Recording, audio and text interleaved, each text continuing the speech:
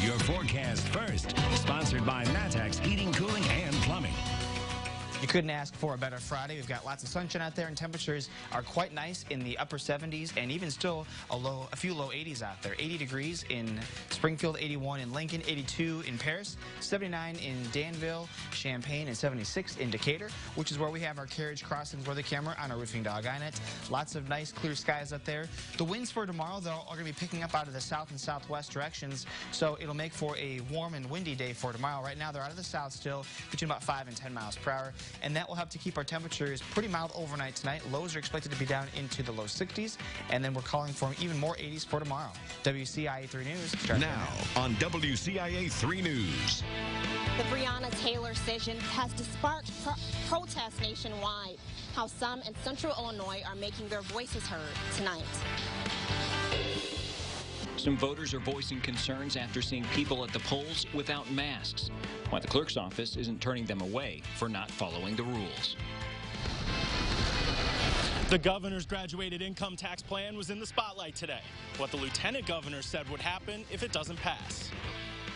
You're watching your local news leader. This is WCIA 3 News at 5. People in Decatur say they are continuing to march for justice in honor of Breonna Taylor. Good evening, I'm Paul Cicchini. Former Louisville officer Brett Hankeson was charged with wanton endangerment for shooting into another apartment, but he and 2 other officers involved in the raid were not charged in Taylor's death. WCIA 3's Jamie Mays is live in Decatur tonight. So, Jamie, what's happening right now? Right, Paul, this march is expected to begin a little before 6. The organizer told me that they plan to continue to say Taylor's name, even though she was not given the justice she deserves. Organizer Jay Boatman says he wants someone to be held responsible for Taylor's death. He wants harsher charges for the officers involved. This march was a way for the community to come together to push for change. They want this to be a peaceful demonstration as they walk throughout downtown Decatur. They're also honoring the lives of victims who have lost their lives to gun violence. Later on tonight at 6, you'll hear from the organizer. Live in Decatur, Jamie Mays, WCIA 3, your local news leader. All right, Jamie, thanks. We'll look forward to that report at 6. You can drive around just about any neighborhood right now and see political signs. Recently, many have been stolen, though. WCIA 3's Courtney Bunting joins us from the newsroom tonight. So, Courtney, you spoke to someone who's had this happen a few times. Yeah, and Paul, she explained to me that one of her signs was actually found down the road, torn up, and as soon as she put it back in her yard, it was stolen again. Now, a lot of people living in Urbana say they have the same issue, but this is happening in other parts of central Illinois, too. The main targets are Black Lives Matter signs and Trump signs. Angela Warola has had 3 signs taken from her yard, and while it's frustrating, she says she has this to say to the people taking them. It's not going to silence those of us who are putting signs like this in our yard, and I think that's the message that I would like communicated is I'll just replace them, and it won't change my vote. A Biden-Harris sign was taken and returned to her yard twice, and a Black Lives Matter sign was stolen this morning. Her Vote Democratic sign was also taken, but she since replaced it. Warola feels that no matter what side of the aisle you're on, there are other ways to tell someone you disagree with them, aside from walking onto their property and taking something that's theirs. Reporting live in the newsroom, Courtney Bunting, WCIA 3, your local news leader. All right, Courtney, thanks. Early voting started in Vermilion County, and some voters are concerned about their safety. The county clerk's office saw record numbers of votes cast yesterday, but some voters weren't wearing masks to the polls. Officials with the clerk's office say they want to enforce CDC guidelines, but they're in a tight spot. It is our feeling that we don't want to turn people away that don't want to wear a mask because they have a right to vote as well. Now, the clerk's office says aside from the mask mandate, social distancing is being enforced, and plexiglass will separate voters from the county judge. Voters can also drop off their mail-in ballots at the clerk's office to avoid a crowd. Danville City Hall will reopen Monday. The building was closed after employees there tested positive for coronavirus. All employees who have been exposed are being tested. City Hall has been operating remotely since last Wednesday. Macon County is now at a warning level for COVID-19 and joins 16 other counties on the list, including several in central Illinois, including Cass, Christian, DeWitt, and Menard. Statewide, there are more than 2,500 new cases. That means there are more than 283,000 infections diagnosed in Illinois since the pandemic began.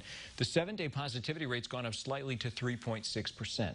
25 more people have died. In total, more than 8,500 people have died from the virus in Illinois. We have an update in the House investigation into ComEd's attempts to bribe Speaker Michael Madigan. In a letter submitted late today, the Speaker declined an invitation to testify before the House Special Investigative Committee. Madigan denied any wrongdoing and said if anyone at ComEd ever tried to bribe or influence him, they, quote, would have failed miserably. The committee does have the power to issue a subpoena and force Madigan to testify. ComEd executives have agreed to testify under oath before the committee Tuesday in Springfield. The governor's office continues to push the graduated income tax proposal. Yesterday, one of the state's top public elected officials said something that caught a lot of people's attention. WCIA3's Cole Hankey is live in Springfield. So, Cole, the lieutenant governor kind of painted a bleak picture. What exactly did she say yesterday? Well, Lieutenant Governor Juliana Stratton gave this warning. She said either pass the graduated income tax or we could see a 20% increase in the income tax coming up. Now that early voting is open, people can now officially vote on it if they want to change the state's income tax structure. Senators Andy Menard and Steve McClure had a debate in Springfield today discussing the proposal. McClure, the Republican, is against the proposal and saw Stratton's warning as more of an ultimatum. But Menard said that something like this has always been a possibility if something doesn't change soon.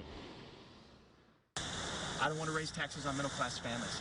I think it's reasonable to say if you are in the wealthiest 3% of our state's population, it's okay for you to chip in a little bit more. But their polling must not be very good on this progressive income tax right now. Because you don't say something like that this close to an election unless you're in trouble. So House Minority Leader Jim Durkin also spoke out after the Lieutenant Governor's words yesterday.